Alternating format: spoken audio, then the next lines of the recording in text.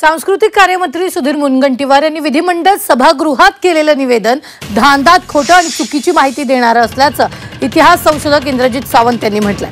तर सरकारने आतापर्यंत काढलेल्या GR मध्ये शिवाजी महाराजांनी वापरलेली वाघनखं असा स्पष्ट उल्लेख केलेला होता असं मुनगंटीवार म्हणाले।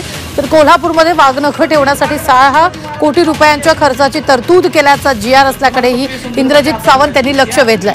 राजकीय फायद्यासाठी इतिहासाची मोडतोड करणं चुकीचं असल्याचं ते यावेळी बोलताना म्हणाले। ही वाघनखं छत्रपती महाराष्ट्र राज्याचे आदरणीय माननीय सांस्कृतिक मंत्री सभागृहाच्या पटलावर धडधडीत असत्य आणि खोटं बोलायला लागलेत असं माझं म्हणणं आहे। त्यांनी इतिहासाचा अभ्यास करावा।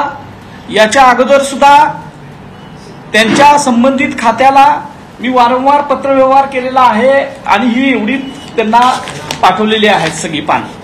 मग GR मध्ये कशाला लिहिताय ना शिवाजी महाराजांची वाघनखं आहेत म्हणून?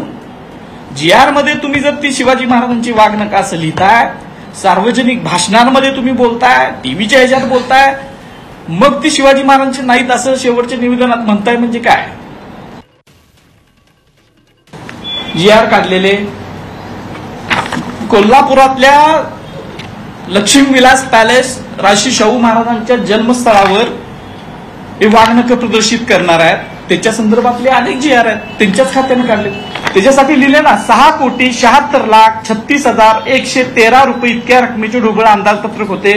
त्या ढोबळ अंदाजपत्रका प्रशासकीय निर्णयाची विचारती मान्यता दिलेला GR आहे। बरं तिथं एवढी कुठली गोष्ट आहे? तिथं एकच खोली आता रिकामी आहे शाहू जन्मस्थळावर, बाकी सगळं शाहू महाराजांचं एक्झिबिशन लावून तयार आहे। तिथं एवढ्या रकमेचं ते काय करणार आहेत?